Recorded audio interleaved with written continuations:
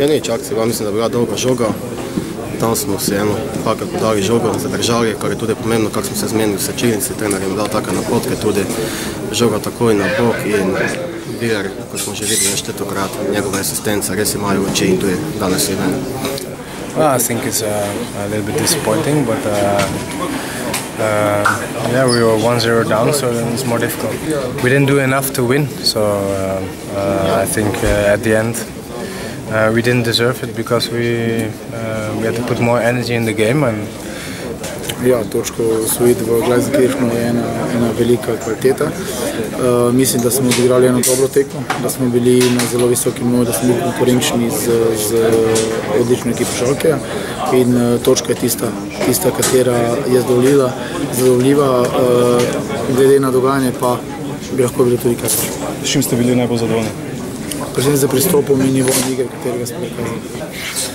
Pa ja, lahko rečem, da vse priložnosti, ki smo imeli, smo jim mi nekako podarili, tako da oni niso nič ustvarjali, kako bi rekel, po neki svoji kvaliteti, čeprav gre za vrhunske igralce, dobro smo stali na igrišču. In to je to, točko smo osvojili, lahko bi 3, tako da to gremo iz tekme v tekmo, zdaj nas čaka derbi. Ko veš, da imaš 1-0, vseeno ostane nek grenak priokus in praktično ni bila neka šansa, s katero smo prijeli zadetek, ampak tu je Hunter pokazal zopet svojo kvaliteto.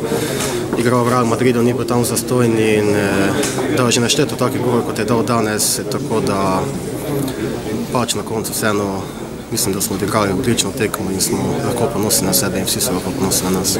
Vsaka tekma igramo za zmago in tudi danes smo pokazali, da lahko zmago tekmo. Ta feeling imamo, da lahko 3 pike nese domov, nazaj v Slovenijo, ampak ni šlo. Ampak Schalke je velik klub, top klub v Nemci in mislim, da to 1-1 goste pozitivni rezultat za nas. Zdaj v Ligi prvakov vas v naslednjih 2 tekmah čaka največji nasprotnik skupine, najimenitejši.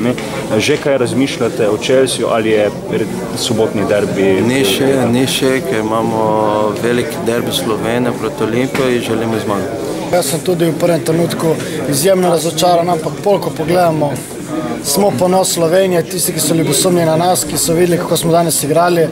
Ne, da si malo zamisli, najraje navija z nami, mi smo danes pokazali, kako se mora, kako se lahko in če jim odigraš kakšno ševico, tudi oni bo imeli nek respekt in cela evropska javnost bo imela nek respekt do nas. Danes 1-1 je res v prvem trenutku razočarjen, ampak ko bomo pogledali, mi smo 8 tekem v Evropi neporaženi, 2 tekme Lige prvakov, brez poraza 1-1, kdo bi si to mislil? Pričakovali, kdo je pričakoval Goljada, ampak glede na potek dogodkov bi si zaslužili več, ampak bomo vzeli to piko z veseljem. Mogoče kako ste čutili vzdušje iz tribun 1300 slovenskih navijačev in tudi zelo glasni domači navijači, kako je bilo na igrišču ob taki spremljavi?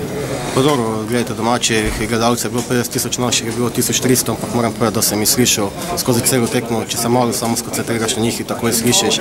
In res moram jih pohvaliti, da so šli, vemo, da je dolga pot in pač tudi strošek, ampak nič za to naši gledalci nas spremljajo vse posod in res so fenomenalni, kot sem že večkrat rekel, to je tisti 12. igralec, kateri potem, če tiste zadnje motome oči potegne iz tebe in na koncu se lahko vsi veselimo.